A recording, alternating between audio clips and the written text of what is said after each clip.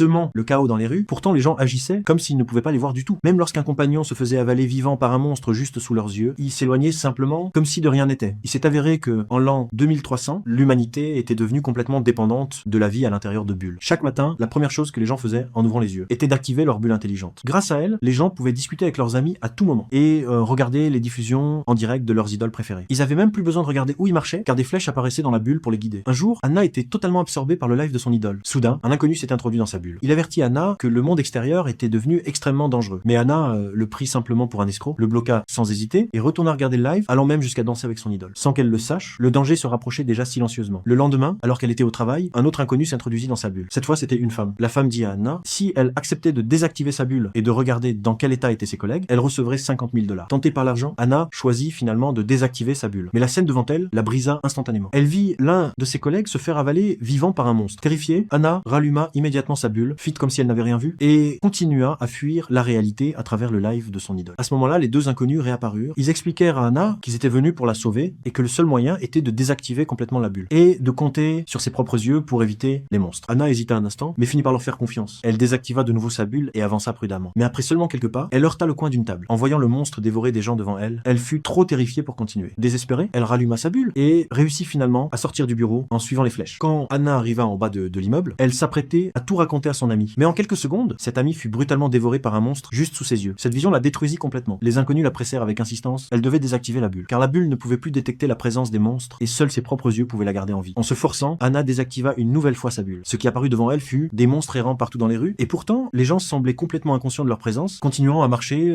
tranquillement, comme si rien ne s'était passé. Anna supporta sa peur et s'enfuit de toutes ses forces. Mais sans le guidage de la bulle, elle arrivait à peine à marcher droit, avançant en titubant, heurtant 2 poteaux d'affilée. Finalement, elle atteignit le point de secours, seulement pour découvrir que 4 monstres bloquaient le passage devant elle. Par instinct, Anna essaya d'avancer, mais ses jambes refusèrent de lui obéir. Au lieu de cela, elles l'emmenèrent tout droit devant